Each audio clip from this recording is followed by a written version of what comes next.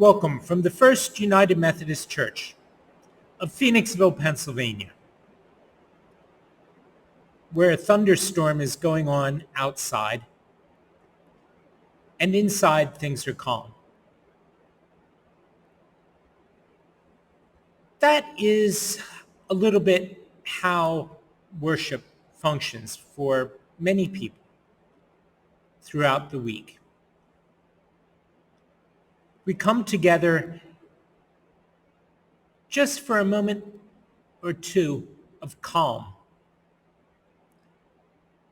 in the midst of days that can be a little bit crazy, where things go a little bit off, where sometimes they're a little more seriously off than others, with lightning and thunder.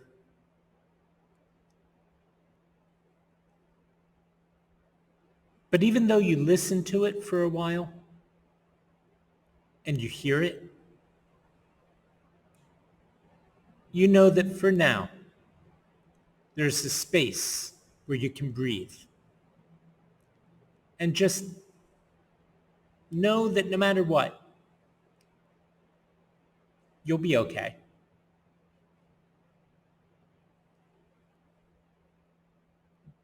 When we invite people to worship, we invite them to come and experience the presence of the one who is like a roof over our heads, the one who is like a good solid wall around us, the one who can be our air conditioner in the summer and our radiator in the wintertime, the one who guides and protects, the one who forms us like a potter forms a bowl on a wheel. And that's what we're going to be talking about today. This poem by James Weldon Johnson is called The Creation. And God stepped out on space, and he looked around and said, "I'm lonely. I'll make me a world." And far as the eye of God could see, darkness covered everything, blacker than 100 midnights down in a cypress swamp. Then God smiled, and the light broke, and the darkness rolled up on one side, and the light stood shining on the other, and God said, "That's good." Then God reached out and took the light in his hands, and God rolled the light around in his hands until he made the sun, and he set that sun ablazing in the heavens. And the light that was left from making the sun, God gathered it up in a shining ball and flung it against the darkness, spangling the night with the moon and stars. Then down between the darkness and the light he hurled the world, and God said, "That's good." Then God himself stepped down, and the sun was on his right hand, the moon was on his left. The stars were clustered about his head, and the earth was under his feet, and God walked, and where he trod, his footsteps hollowed the valleys out and bulged the mountains up. Then he stopped and looked and saw that the earth was hot and barren. So God stepped out over to the edge of the world, and he spat out the 7 seas. He batted his eyes, and the lightnings flashed. He clapped his hands, and the thunders rolled, and the waters above the earth came down. The cooling waters came down. Then the green grass sprouted, and the little red flowers blossomed. The pine tree pointed his finger to the sky, and the oak spread out his arms. The lakes cuddled down in the hollows of the ground, and the rivers ran down to the sea, and God smiled again. and the rainbow appeared and curled itself around his shoulder. Then God raised his arm, and he waved his hand over the sea and over the land, and he said, "Bring forth, bring forth." And quicker than God could drop his hand, fishes and fowls and beasts and birds swam the rivers and the seas, roamed the forest and the woods, and split the air with their wings. And God said, "That's good." Then God walked around. And God looked around on all that he had made. He looked at his sun, and he looked at his moon, and he looked at his little stars. He looked on his world with all its living things. And God said, "I'm lonely still." Then God sat down on the side of a hill where he could think. By a deep, wide river he sat down with his head in his hands. God thought and thought, till he thought, "I'll make me a man." Up from the bed of the river, God scooped the clay, and by the bank of the river he kneeled him down. And there the great God Almighty, who lit the sun and fixed it in the sky, who flung the stars to the most far corner of the night, who rounded the earth in the middle of his hand, this great God, like a mammy bending over her baby, kneeled down in the dust, toiling over a lump of clay, till he shaped it in his own image. Then into it he blew the breath of life, and man became a living soul. Amen. Amen.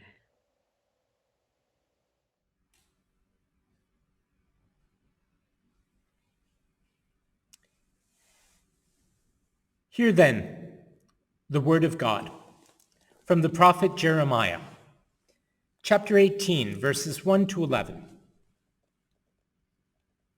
The word that came to Jeremiah from the Lord: "Come, go down to the potter's house, and there I will let you hear my words." So I went down to the potter's house, and there he was working at his wheel. The vessel he was making of clay was spoiled in the potter's hand, and he reworked it into another vessel as seemed good to him. Then the word of the Lord came to me: "Can I not do with you, O house of Israel, just as this potter has done, says the Lord? Just like the clay in the potter's hand, so you are in my hand, O house of Israel. At one moment I may declare concerning a nation or a kingdom that I will pluck up and break down and destroy it, but if that nation, concerning which I have spoken, turns from its evil, I will change my mind about the disaster that I intended to bring on it. And at another moment, I may declare concerning a nation or a kingdom that I will plant and build it. But if it does evil in my sight, not listening to my voice, then I will change my mind about the good that I had intended to do to it. Now therefore, say to the people of Judah and the inhabitants of Jerusalem, thus says the Lord, look, I'm a potter, shaping evil against you and devising a plan against you. Turn now, all of you, from your evil way, and amend your ways and your doings. This is the word of the Lord. Thanks be to God. Let me share with you a quotation from a reporter whose name is Matt Richtel, when he was interviewed this past week for a podcast called The Daily, which is put out every day, appropriately enough, by the New York Times. He's been following a mental health crisis among adolescents. And he said this: In 2019, 13% of adolescents reported having a major depressive episode, a 60% increase from 2007. And suicide rates, which had been stable from 2000 to 2007 among this group, leaped nearly 60% by 2018. That's an incredibly steep rise, or an incredibly steep plunge into the depths, depending how you look at things. And the crisis he describes, if you listen to those dates, precedes the pandemic. And so its causes cannot be put on home schooling or being socially distanced or any of that sort of stuff. Nothing having to do with COVID. But you can count on it that everything that has gone on since the report of those statistics will have deepened the troubles. Now, this is a very thoughtful article, and I'm about to do it a great disservice by summarizing part of what Mr. Richtel had to say in answer to the question, how did this happen? First off, he points to general physical changes that have been happening over recent decades. Humans have always had those awkward years when the hormones take over both the body and the mind. Those are the years when we always used to joke around about somebody going into the room and turning off the lights and turning on Pink Floyd. This is somewhat more serious than that, and it's lasting a whole lot longer. And for a variety of reasons, things that, some of which nobody would want to undo, things like improvements in healthcare and improvements in nutrition. Physical maturation has been coming earlier and earlier in people's lives. On the average, he said, since 1900, the schedule has moved up for girls from about 14 years old to about 12 years old. And boys have been paralleling that as well. And he remarks this: the brain is preparing this creature to be aware of social information, in fact, to crave social information, as a way of figuring out how to fit into a much more complex world than the one where the child was cared for. Hierarchy becomes apparent. Competition becomes apparent.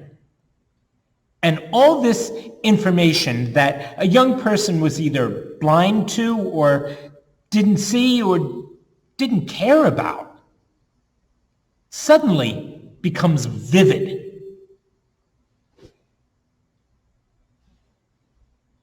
But here's the thing.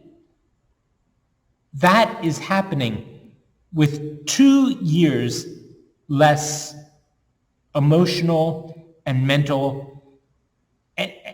and even physical preparation, either for the kids or for their parents and their families or whoever the adults are in their lives. And things are happening sooner and everybody is taken by surprise. Put it another way, what once was the world of an 8th grader is becoming the world of a 6th grader. Worse yet, when an early teen is trying to make sense of all this stuff that has become vivid suddenly,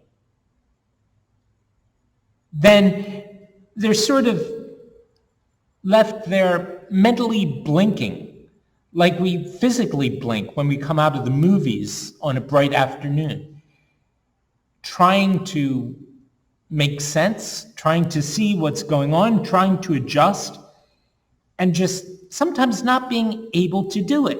Even if you put sunglasses on, it isn't always enough. And in the midst of all of this physical change,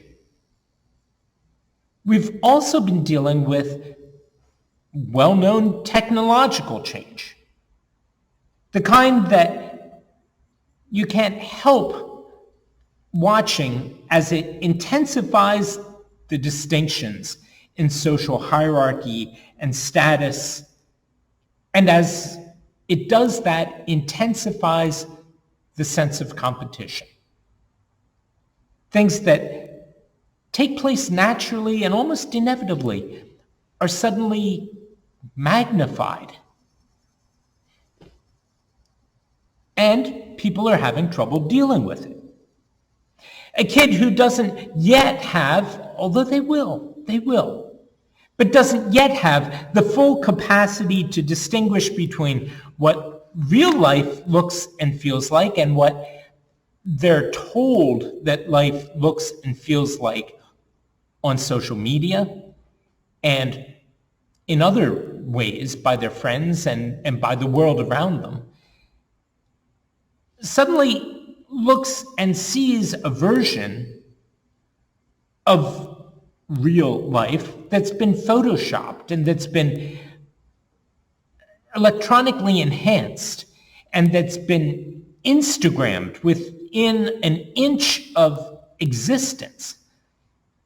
And the kid who sees this doesn't yet have the full ability to distinguish and to set it aside and to set themselves apart from the world that's being presented as glitzy and wonderful and beautiful, but not quite yours, kid, when you look around at it, is it? And from that, things can spiral down.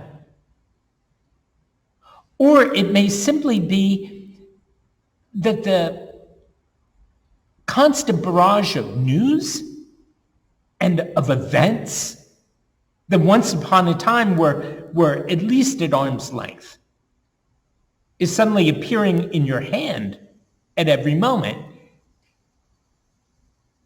And you haven't been alive long enough to have developed the sense of perspective to deal with it. Even people decades older fall prey to that. And for that matter, people decades older that we would call adults can get caught up in the same sort of cycles that we're seeing among adolescents. Advertising. It intentionally does that. It intentionally goes after people's insecurities. And it bombards anybody, teenage, their 20s, 30s, whatever. It bombards them with messages about how to view themselves and how to see the world and about how they just aren't quite measuring up. You know, you might be wearing last year's eyeglass frames. Or if you're bothered and upset by things, the way to handle your being upset is to grab yourself a Snickers bar and have a snack. But after you do that, be sure that you buy a jar of Slim Fast.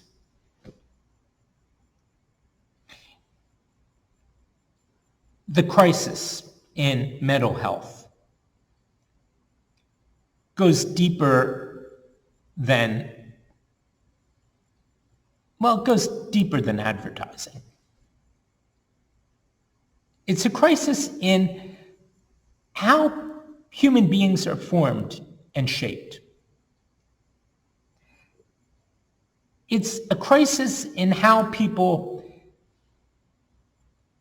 see the world and are taught to see the world. how they view themselves, how they view everything around them. And when that crisis lands on somebody in a heavy way, it's possible that they're going to crash and burn.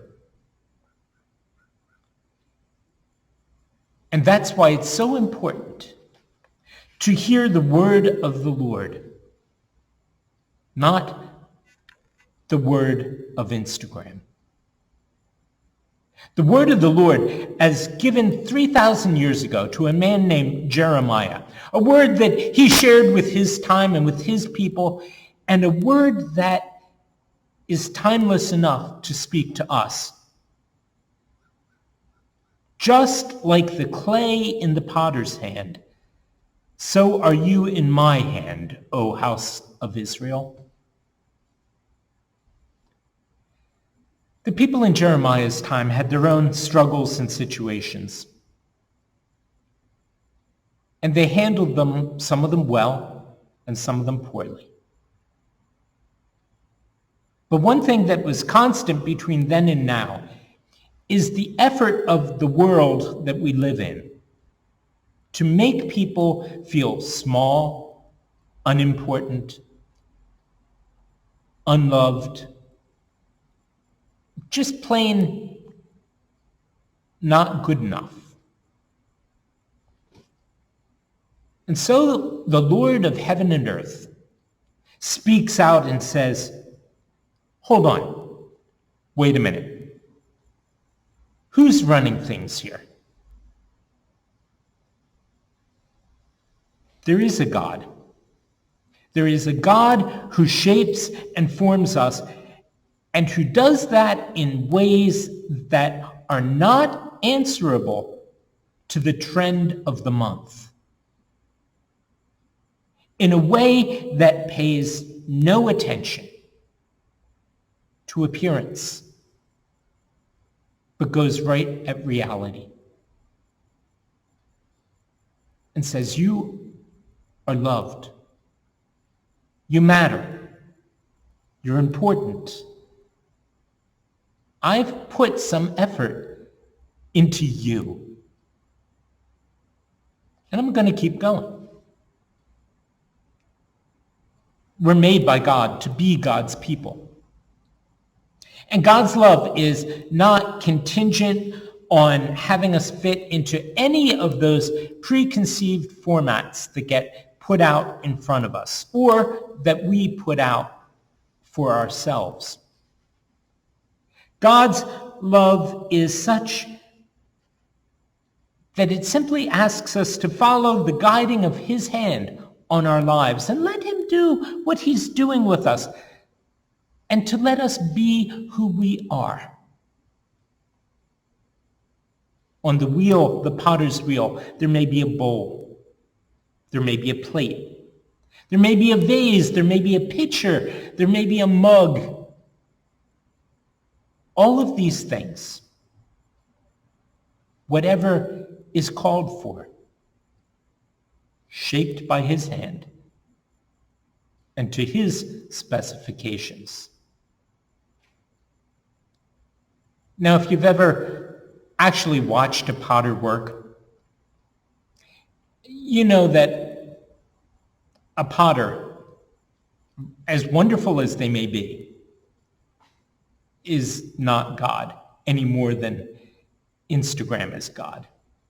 And a potter makes plenty of mistakes. And there are many times when the vessel that's being made wobbles a little bit or sometimes even falls in on itself.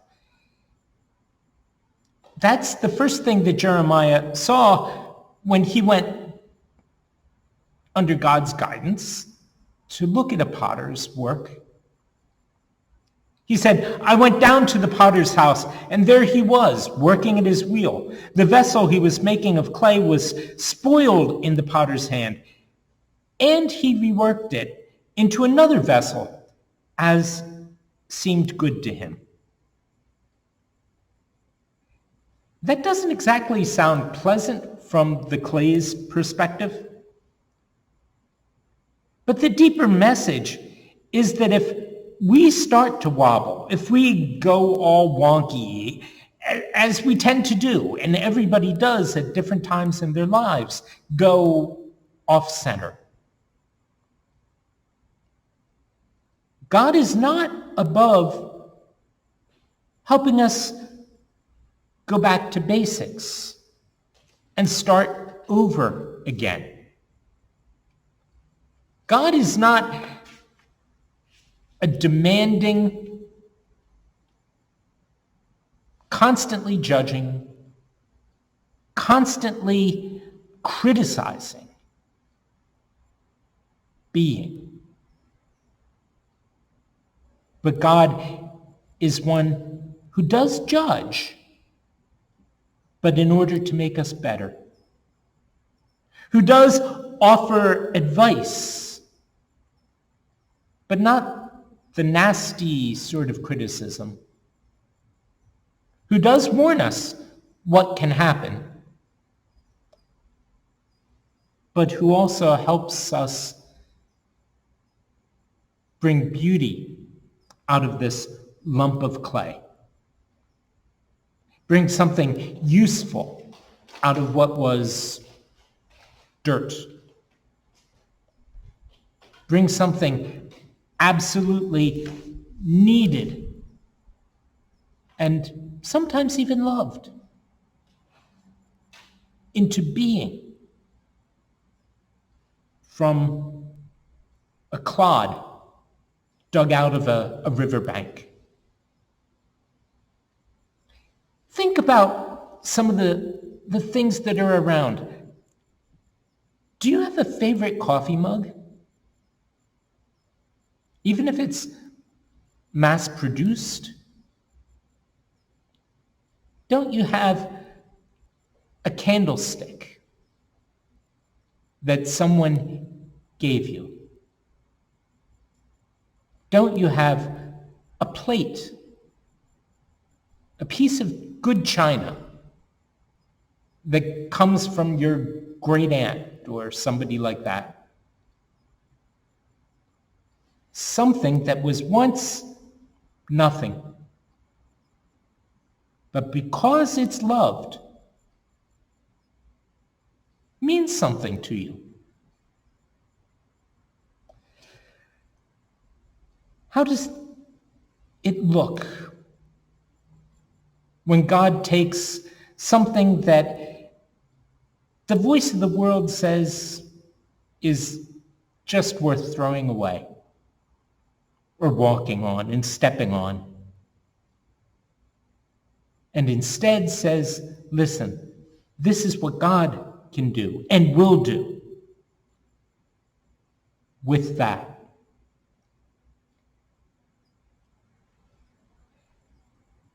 In Matthew, we read, when Jesus saw the crowds, he went up a mountain and sat down and began to teach them.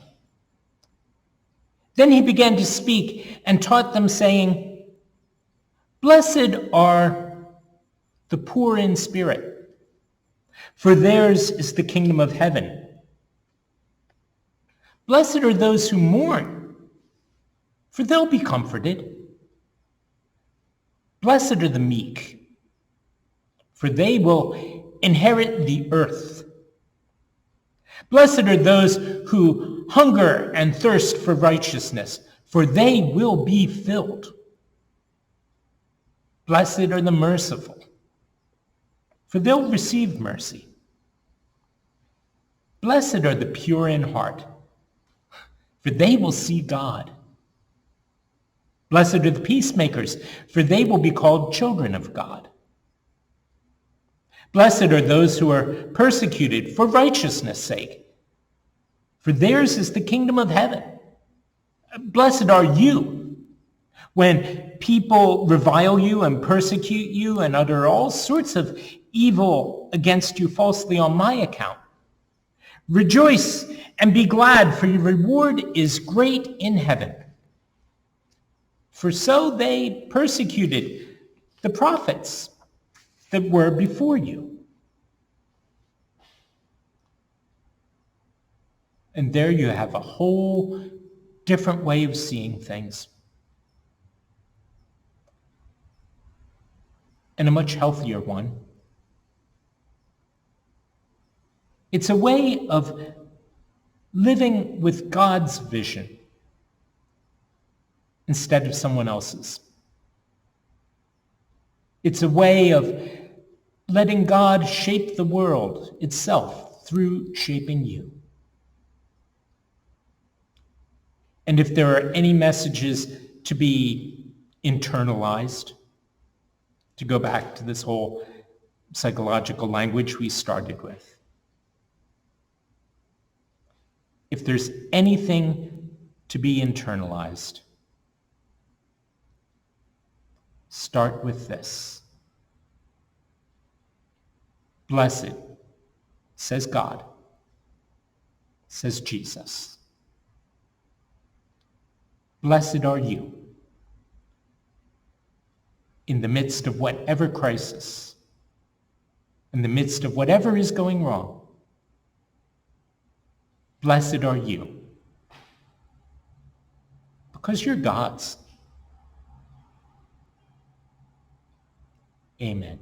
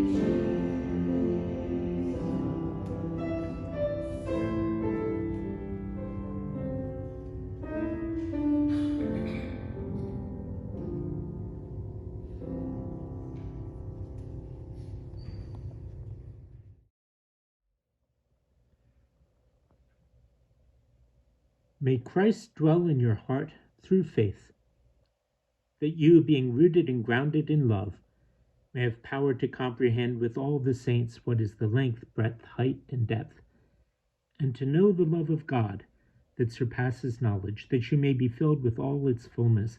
And to him who by the power at work within us is able to do far more abundantly than all we ask or think, to him be glory in the church and in Christ Jesus to all generations forever and ever.